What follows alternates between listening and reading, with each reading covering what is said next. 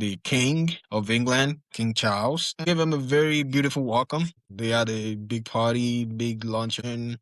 Everybody had fun. The king made some Nigerian jokes on Nigerian jollof, and I know there's been back and forth with Ghanaians on which country has the best jollof rice. But it looks like King Charles settled the matter and he supported Nigeria for some reason. So, which is good, but should jollof rice be the topic that is trending about Nigeria online? Don't think so. There's so much issues going around. There's so many things needing to be addressed. A lot of people were lining on the side of the road in support of the president. A lot of people were chanting their songs on your mandate on the street. And it makes me wonder if those people were paid to do it or they were imported from Nigeria to come sing your mandate.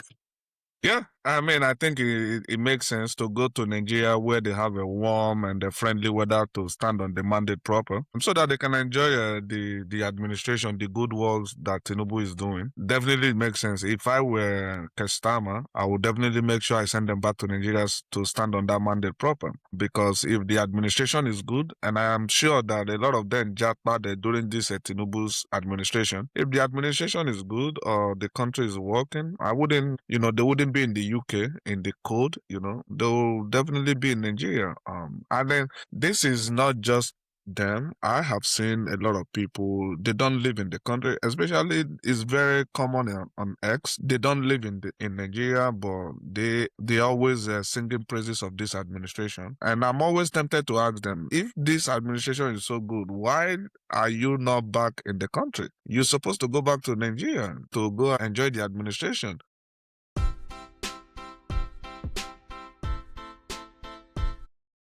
Hello, everyone. Welcome to the Y&E podcast. Thank you for joining us. And if you haven't subscribed, please make sure you subscribe, hit the like button, follow us, and engage with us in the comment section. We're chatting about the Nigerian president's visit to the UK, and it looks like they met with the King of England, King Charles, and he gave him a very beautiful welcome. They had a big party, big luncheon. Everybody had fun. The king made some Nigerian jokes on Nigerian jollof, and I know there's been back and forth with Ghanaians on which country has the best jollof rice. But it looks like King Charles settled the matter and he supported Nigeria for some reason. So, which is good, but should jollof rice be the topic that is trending about Nigeria online? I don't think so. There's so much issues going around. There's so many things needing to be addressed. But jollof rice, Nanjano de Karilas, those are the things that I saw on the internet from clips from the event. I didn't see anywhere where they signed any business treaties, or even though there's still some meetings that the president will still attend, like he'll be going to the Downing Street to meet with the prime minister and talk trades and, talk all sort of great things. But it looks like a lot of people were lining on the side of the road in support of the president. A lot of people were chanting their songs on your mandate on the street. And it makes me wonder if those people were paid to do it or they were imported from Nigeria to come sing your mandate. Because as hard as people say UK is, it's rare before you see people standing on the side of the road, especially when the weather is a little chilly, to be standing on the mandate when they can easily go back to Nigeria to go stand on the mandate. What do you think? Yeah, I mean, I think it makes sense to go to Nigeria where they have a warm and a friendly weather to stand on the mandate proper, so that they can enjoy the administration, the good works that Tinubu is doing. Definitely it makes sense. If I were Kestama, I would definitely make sure I send them back to Nigeria to stand on that mandate proper. Because if the administration is good, and I am sure that a lot of them jackpotted during this Tinubu's administration, if the administration is good or the country is working, I wouldn't, they wouldn't be in the UK in the cold, they'll definitely be in Nigeria. And then this is not just them. I have seen a lot of people, they don't live in the country. It's very common on X. They don't live in Nigeria, but they always singing praises of this administration. And I'm always tempted to ask them, if this administration is so good, why are you not back in the country? You're supposed to go back to Nigeria to go enjoy the administration. Remember when Ghana was in Nigeria? As soon as Ghana became better or became good, Ghanaians started going back to Ghana. So if you are singing pretending you live in Germany, you live in the US, you live in the UK, anywhere other than Nigeria, and you are singing on your mandate and you are praising the administration that the administration is reforming the country, changing the country for good. I expect you to be heading back home so that you can contribute to the growth of the country and then have a better chance to support the government other than supporting from afar. That aside, I think people are still calling out Tinubu for being numb to what happened in Maiduguri. People are saying that it looks like he's supposed to offer some condolence or perhaps move the schedule around, maybe postpone it or cancel it altogether. But for me, I think I will still reiterate what I said yesterday. The number of delegation is just way too much. I think it's just a waste. In fact, to even see that the NSA chairman, Nigeria is in trouble, is having security challenges. The NSA chairman followed Tinubu to the UK. In fact, the retired chief of army staff or whatever, Christopher, I think a minister of defense, is in the UK with Tinubu. I'm not exactly sure how our Nigerian politicians, the way they think. I have a hard time understanding the way they think. If you remember when Donald Trump traveled to Qatar, he did not go with the politicians. He went there with business people that had interest in the Middle East. He went there with the Nvidia CEO. When even Dangote was there, Dangote came from Nigeria. He went there. Everybody that had a business interest, all of them signed their business, their business deals and stuff like that. I expected Tinubu's state visit to be like that, but he went there with the Minister of Education. What is a Minister of Education doing in the UK? He put out a statement on X and said that they had a bilateral agreement that they will establish on campus of universities in the UK in Nigeria so as to, prevent Nigerians from traveling to the UK for education. And somebody replied him and said, if you really think that Nigerians go to UK for education, then you don't know why Nigerians go to the UK, because they just use it to japa. It's not because they want to go there for the education. No, it's an opportunity for them to japa. So I guess these people have a misplaced priority. In fact, even the Minister of Education recently said that Nigeria will not be establishing another schools, universities for the next 3 years, that there will be a halt on establishing new universities. So why is it bringing a UK campus or UK schools to Nigeria? Yeah, I definitely agree. There are leaders that have misplaced priorities. They haven't figured out what the Nigerian people need, and it's not a surprise that Nigeria is in shambles right now because our leaders have no clue on what they are doing.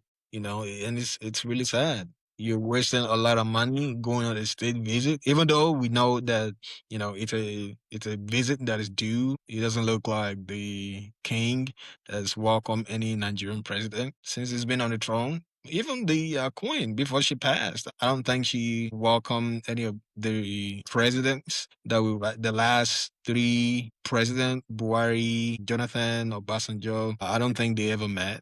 But, it's a visit that is due. We'll agree with that. But the number of delegates, it's ridiculous. You're wasting a lot of the resources of the Nigerian people that should be spent on something else. And that is why nobody cares about what goes on to an average Nigerian or what happens in the life of an average Nigerian, because they all know that, yeah, it's everyone's turn. And when it's my turn, I'm going to go there and take care of me and my family. And when it's your turn, you go take care of you and your family. And whatever you can gather from that position, it should be enough to send your kids abroad or, make you retire. But it shouldn't be like that. It just looks like they want to suck Nigeria dry, and they're not hiding it.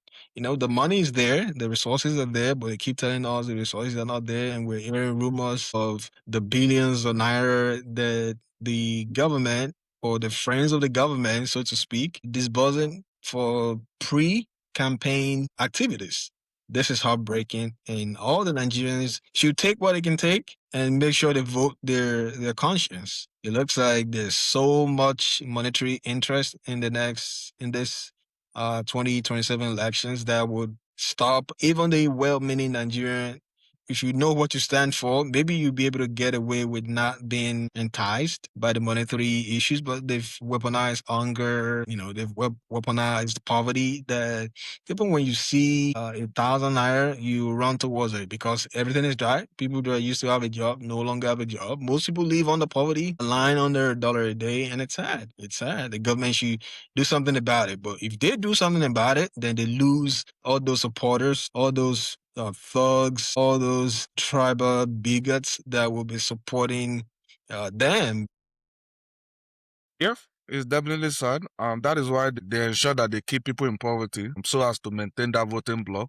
Anytime they try to liberate the people, they will lose that voting bloc. It's an advantage, it's a strategy. I mean, we have to give it to them. It's a strategy that has worked for them and probably will continue to work for them because some of us have decided to become tribal bigots. Some of us have decided not to grow up. Some of us have decided not to pay attention to what is happening. I mean, it's ridiculous that even the weakest children, I think both of them are about 22, 23, or 22, 24. People are already calling them my leader. It's crazy. It's crazy. The level of psychophancy in Nigeria is through the roof. 24 years, 54 years old is calling a 24 years old my leader. Come on, man. You've worked for the father. You are trying to start working for the son. If care is not taking, you will probably work for the grandchildren. It's ridiculous. So, and I think anytime we want to, we stop being psychophants and then we stop being a tribal bigots and we start, looking into these politicians, into their lives. Tinubu was telling, people in Owerri that his father is driving the country to a place that the country has never been to. I thought that only meant two things. Is it that the father don't know where we're going, or the father is is driving us to a good place? I Well, think he didn't lie. It's obvious that the lives of an average Nigerian was better before the president came into power, and it's been driving everything to the ground, right? yeah. Inflation is up the roof. People can't afford to feed anymore. So yeah, it's really doing a good damage or a bad damage to the people. Yeah, I listened to one analyst that I think this morning. She basically was saying that Sheyi Tinubu was speaking from a place of privilege. If he set out today and say he wants to visit the whole country of the world, he will be able to do it even for free without a dime from his pocket. His children probably don't school in Nigeria. His family probably don't live in Nigeria. So it's easier to speak from a place of privilege. Go and tell that person, somebody that has, that woke up and don't have anything to eat, or somebody that, don't have a roof over their head, or those people in over under the bridge that are sleeping under the bridge. Go and tell them that, your father is driving the country to a place that the country has never been to. Like the analyst said, it's very easy when you are in a position of privilege because he is the primary beneficiary of his father's presidency. So he can speak, he can talk, he can praise his father. We're not asking him not to praise his father, but in praising your father, I think he should be very realistic. Yeah, let us know what you think about Tinubu's state visit so far. I think we'll probably have a couple more days, and then what you think so far, we'll be happy to engage with you in the comment section.